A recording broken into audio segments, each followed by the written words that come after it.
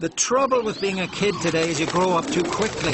There's just not enough time. Well, for some kids, that is.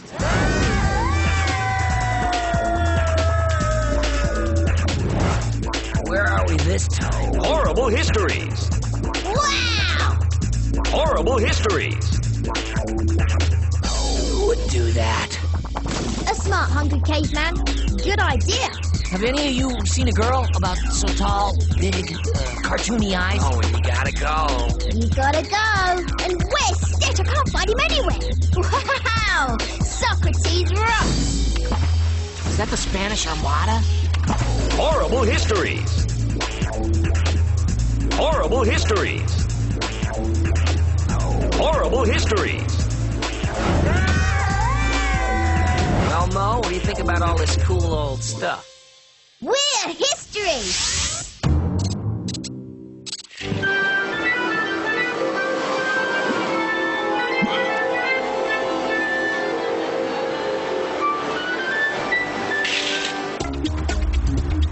Mo, we're in luck. Mr. Weedledum isn't here. And you know what that means. Substitute teacher. Yeah, maybe we'll get to watch a movie instead of study. Yeah, and definitely no homework. Oh, you'll have lots of homework. Today is Student Teacher for a Day. This isn't happening.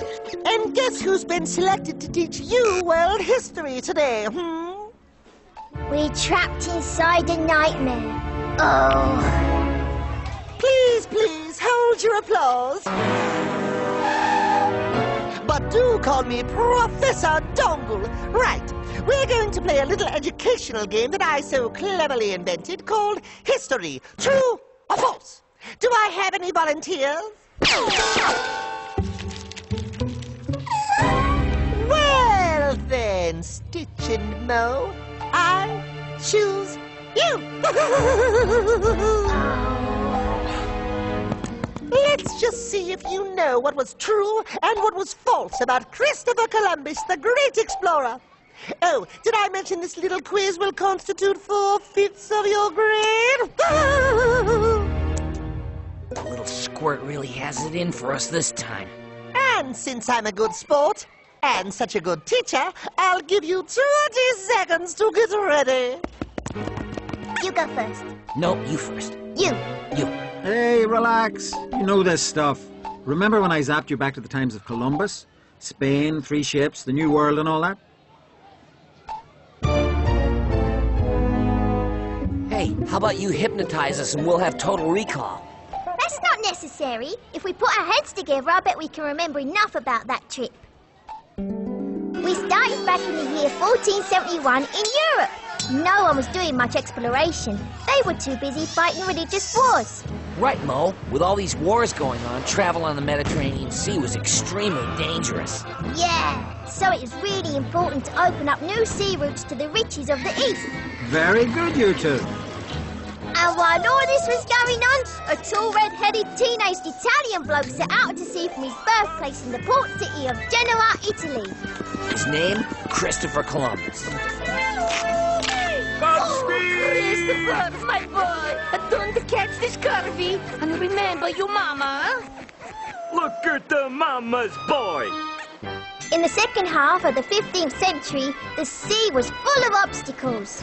Yeah, the seas were full of pirates, adventurers, and more pirates. Tickety-tockety goes Mr. Waterproof Wristwatch. First question. Columbus remained a sailor until he became the captain of his own ship. True or false? Let's see. I remember that Columbus started out as a sailor when he was young. But after a few years, the excitement of living at sea wore off, and he set out for better opportunities. That's right. Columbus headed for the bright lights in the big city of Lisbon, Portugal. There he worked for his brother Bartholomew. False. Columbus didn't stay a sailor. He became a mapmaker in his brother's shop. You're right. Very good, you two. Keep this up and I'm going to be out of a job. Yeah, and remember what happened next? Columbus had an idea that would change the world. Columbus wanted to find a new route to India, so he became a serious student of geography and navigation. There was just one little problem. I can't understand a word of this strange language. Why, that is Latin, Christopher. If Latin be the language of navigation, then I shall learn this new language, if it kills me. And Columbus did. Well, learn it, that is. Yeah, right. He learned to read all kinds of geography books and studied the Bible. The guy was hungry for information.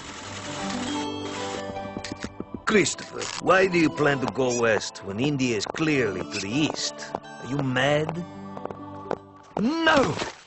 It is those Portuguese who are fools to sail the long way around the tip of Africa. By sailing west, as the crow flies, I will easily reach the Japanese islands. It would take a miracle to raise a crew for such an insane voyage. Soon, I will prove you wrong, brother. But first, I must find a wife, eh? Then, I must find a sponsor. And finally, I must find a tailor. I need a new uniform with nice, sparkly gold buttons. For gold is the medal of exploration. Columbus was a determined young man, some say to a fault. He married a rich Portuguese noblewoman, Filipa de Prestrello, who gave him a son, Diego. Columbus's marriage also gave him connections to the royal court of Portugal, so he could follow his dreams of adventure. Too bad he also had some hard times. Soon after Diego was born, Filipa died. But Columbus never forgot his dream. All he needed was money. So in 1482, he went to meet King John II of Portugal. Turned out Columbus wasn't alone. Lots of other guys were looking for money from the king to pay for their inventions and ideas. There's a guy here to see you. Says his name is Lumbus. Mr. Cal Lumbus. Hey, you, there's no document. You're standing on my foot. You know what? When you do it, you press this little red button. No. Calling Mr. Lumbus! Mr. Cal Lumbus! So you see, sire, according to my calculations, the shortest route to the east is by sailing west. East to go west? East to go west. That's a good one. Your Highness, I have come to my adopted country first. However, if the Portuguese court does not wish to accept my proposal, I will be forced to offer it to your close neighbor. Whatever. All right, this next question is going to be so tough, you'll have to take summer school. Here's another question. Columbus went to the King and Queen of Spain next, and they turned him down, just like the Portuguese did. Take it, Mo. Okay, let's see. Columbus made good on his threat and visited the royal court in Spain. The shortest route to the east is by sailing west. East to go west. No big whoop, so they turned me down. For now, one day, Queen Isabella will change her mind. And when the time is right, I will have new shiny gold buttons. For gold is the medal of exploration. True. Spain turned Columbus down too. Right again. Enough easy questions. You remember what happened next? Sure, Columbus never gave up on his dreams of adventure. He went back to Isabella, the Queen of Spain, to try again. Senor Columbus, since you bring your case to us again, we must presume that you have fresh evidence to support it. I have no real proof, other than the tales of travelers. Nor will any man have proof until he goes where no man has gone before. Beyond the ocean, the final frontier. Give me ships, and I am willing to venture my reputation and my brother's life to bring you the proof, sire. Isabella really liked Columbus's idea this time around. Once we have driven the Moors out of Granada, we will grant your request. I trust you will succeed, Senor Columbus. And Spain shall become as wealthy as she is victorious. And, by the way, where did you get that fabulous suit? After centuries of battle, the Spanish finally defeated the Moors at the Battle of Alhambra.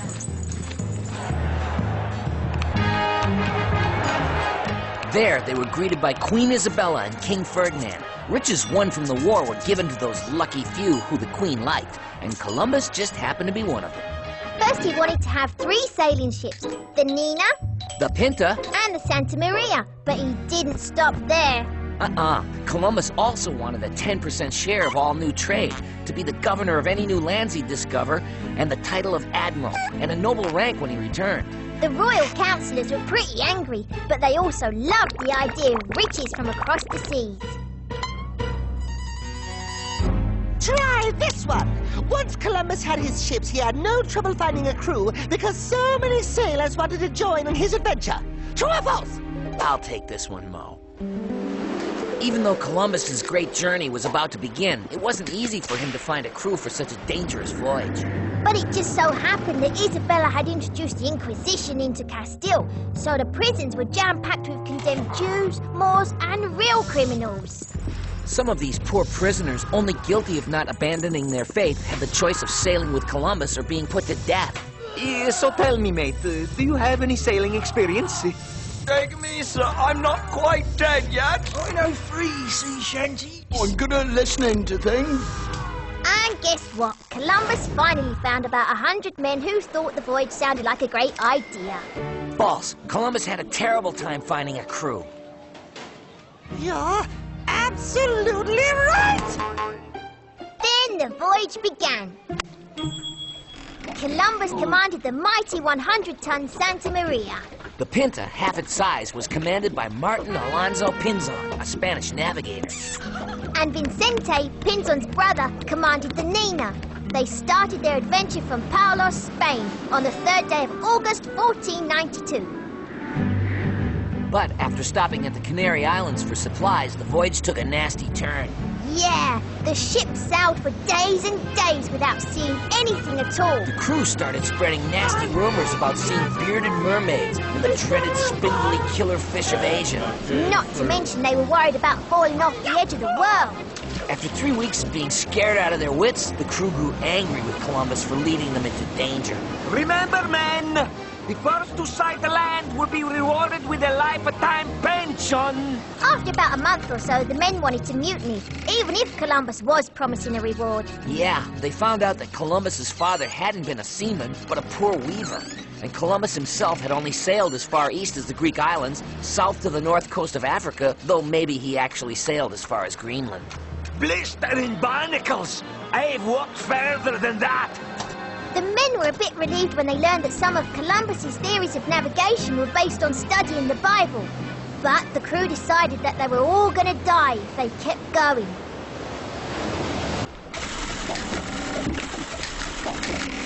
Your stew is ready, sir. Come in, lad. Listen to this. We are having a big success. After being at sea for weeks, we find ourselves 3 days to landfall. I can smell it on the wind. Tell the crew. Hurry, lad. I'm having trouble with the crew. I'm told by trusted men, and these are few in number, that if I persist in going westward, their best course of action would be to dump me overboard some dark night.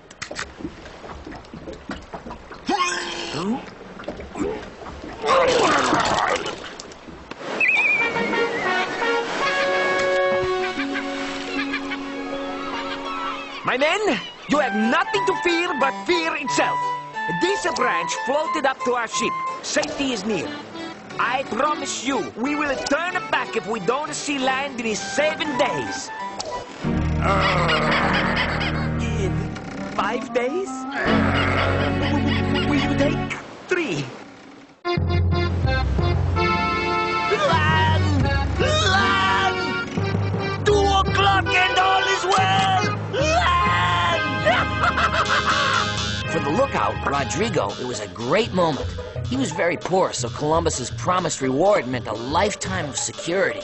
But guess what? Columbus took it away when he claimed he had seen land an instant earlier through the port cabin window.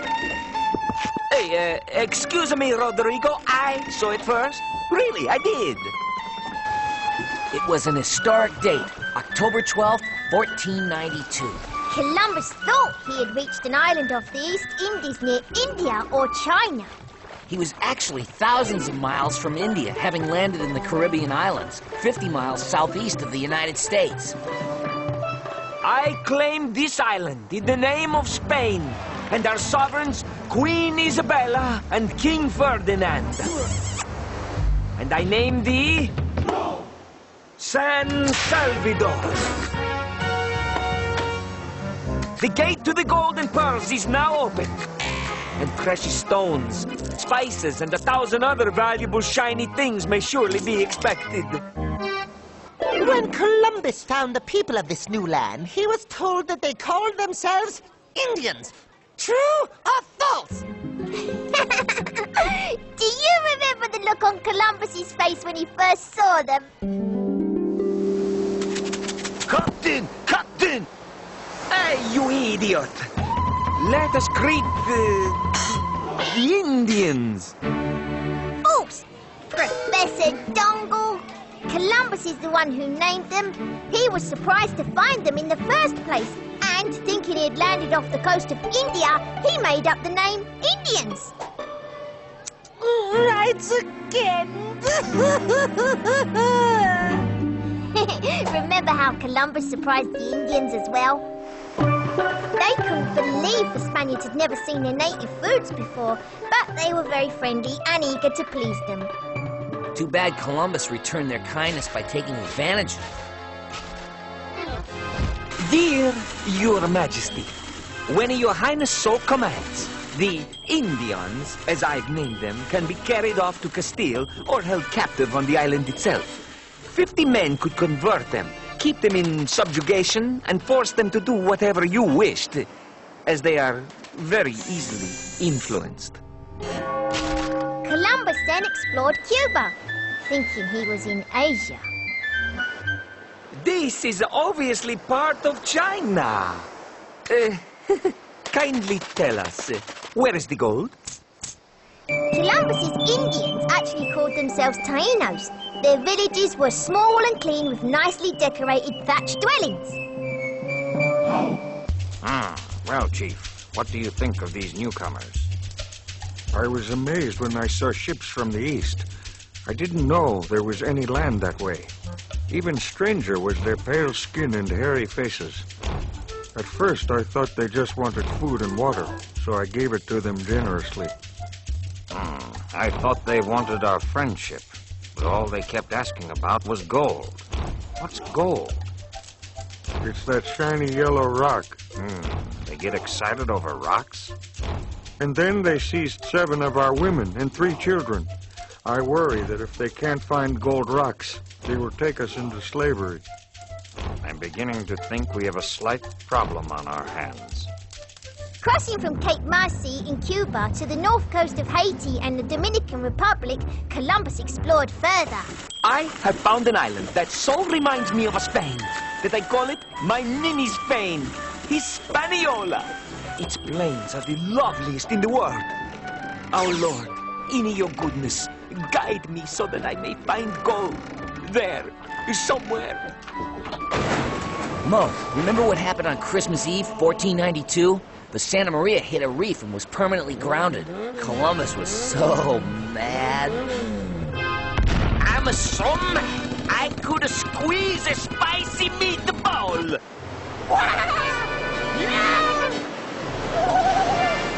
Since the Taíno leader was unfamiliar with Christian holidays, the crew invited him to join their Christmas festivities. And after that, Columbus returned to Spain to get another ship. Most of the crew wanted to stay behind because they were so excited about finding riches, but first they were ordered to build a fort.